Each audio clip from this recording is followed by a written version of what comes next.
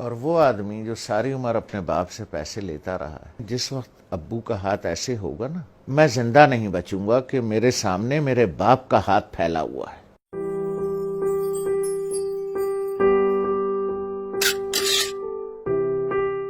تو ہم امی کے کمرے میں بیٹھے تھے، وہ اپنے سامنے بیٹھی ہوئی تھیں،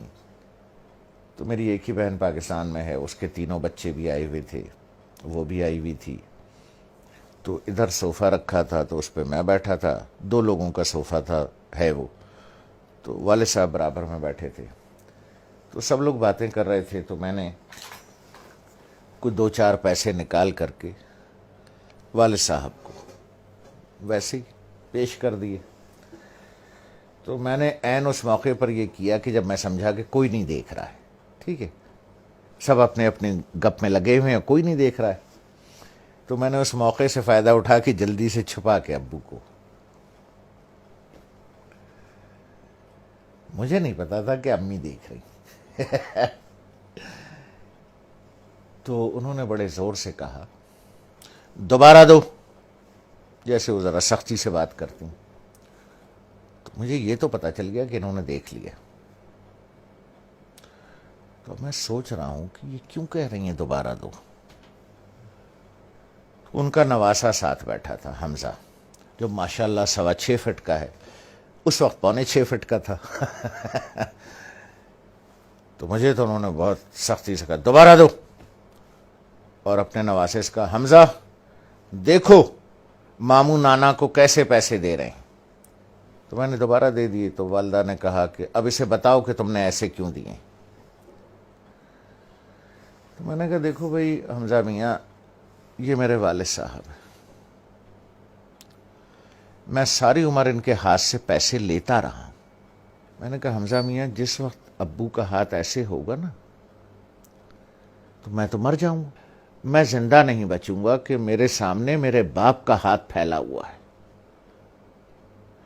اس لیے بیٹا میں ایسے دیتا ہوں یہاں رکھ کے کہ والد صاحب یہاں سے اٹھا لیں، انہیں میرے سامنے ہاتھ نہ پھیلانا پڑے۔ جس طرح سے پرانے وقتوں میں بادشاہوں کو نظر اور نیاز دی جاتی تھی نا، یوں کر کے، اور بادشاہ اگر قبول کر لے، اٹھا لے، تو وہ نیاز قبول ہو جاتی تھی۔ جیسے آج بھی مزاروں پر ادھر ادھر پیروں کو ایسے کر کے نظر دی جاتی ہے، پیر صاحب ہاتھ لگا دیتے ہیں یا کبھی کبھی اٹھا بھی لیتے ہیں، تو سمجھیے وہ نظر اور وہ نیاز قبول ہو گئی۔ تو اس لیے میں ایسے کر کے نظر پیش کرتا ہوں، چھپا کے کہ کوئی دیکھ نہ لے کہ باپ ہاتھ پھیلا رہا ہے۔ نہیں نہیں نہیں، باپ نظر قبول کر رہا ہے، اس نے ہاتھ لگا دیا تو قبول ہو گیا۔ اب وہ حدیث مبارک کا مفہوم ذہن میں لائیں، جب سرکار رحمت اللہ عالمین صلی اللہ علیہ وسلم نے بیٹے کا گریبان پکڑ کے کہا کہ تو اور تیرے پاس جو کچھ ہے تیرے باپ کا ہے۔ لوگ بھاگتے ہیں، میں آخری بات کروں، لوگ بھاگتے ہیں وہ فلانے پیر صاحب سے دعا کرا لیں، ہیں جی،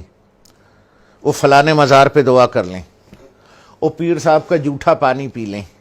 ہیں جی، وہ پیر صاحب کی جوتیاں اٹھا لیں، بخشے جائیں گے، ثواب ملے گا۔ ارے یار، 2 عدد پیر تمہارے گھر میں بیٹھے ہیں،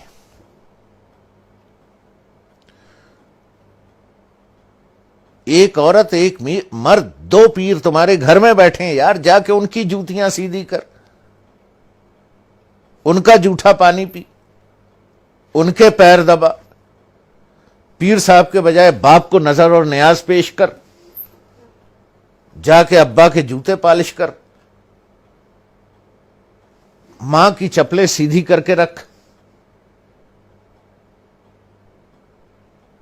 2 پیر گھر میں بیٹھے ہیں، ان کو چھوڑ کے اللہ کو ڈھونڈنے کہیں اور جاتے ہو، شرم نہیں آتی؟